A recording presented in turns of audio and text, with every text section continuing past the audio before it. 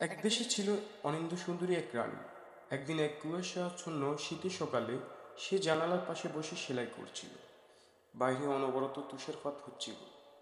হঠাৎ তার হাত কেটে এক ফোঁটা রক্ত গড়িয়ে পড়ল সেই তুষারের উপর।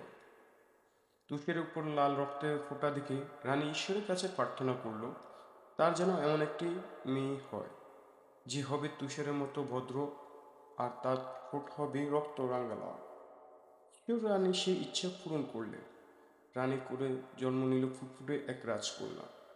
তার তুষারের মতো ধবধবে শরীর আর রক্তের মতো লাল ঠোঁট, তাই তার নাম রাখা হলো তুষার কন্যা।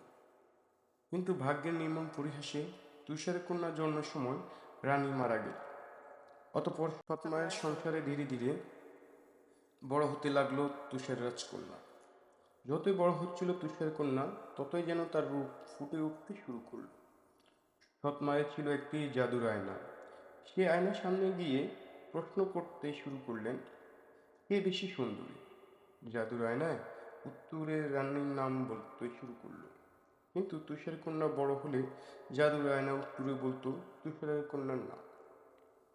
তুষারের কন্যা এই রূপের জন্য তার সৎমা তাকে খুব হিংসে করত। তার উপর জাদুর আয়না এই উত্তরে সে প্রচণ্ড ক্ষেপে গিয়ে এক বিষাক্ত চরকের দায়িত্ব দিল তুষার কন্যাকে হত্যার জন্য। রানীর চর তুষার কন্যাকে হত্যার জন্য নিয়ে গেল গভীর জঙ্গলে। কিন্তু তুষার কন্যাকে দেখে তার মায়া হলো, তাই সে তাকে মারতে পারল না, বরং একটি খরগোশ মেরে তার রক্ত নিয়ে গেলেন রানীর কাছে। এদিকে গভীর জঙ্গলে তুষার কন্যা একা একা ঘুরে বেড়াতে লাগলো।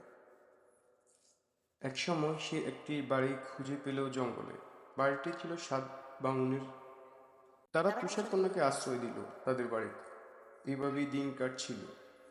কিন্তু একদিন রানী জেনে গেলেন তুষারের কন্যার কথা। সে তুষার কন্যাকে জঙ্গলে খুঁজতে এলো ছদ্মবেশে। তুষার কন্যাকে একটি বিষ মেশানো আপেল খেতে দিল সে।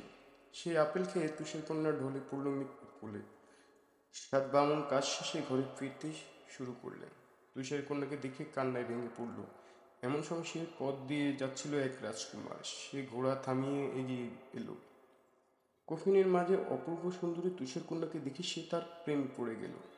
তারপর রাজকুমারের ছোঁয়ায় মৃত্যু থেকে ফিরিয়ে এলো তুষার কন্যা। অতি পরিচিত এই রূপকথা গল্পটি তুষার কন্যা আর সাত ভামুন নামে পরিচিত হলেও বিভিন্ন সময় বিভিন্ন নামে এই গল্পটি থেকে তৈরি হয়েছে সিনেমা। গল্পটি যদি ভালো লাগে তাহলে আমাদের চ্যানেলটিকে সাবস্ক্রাইব করতে ভুলবেন না।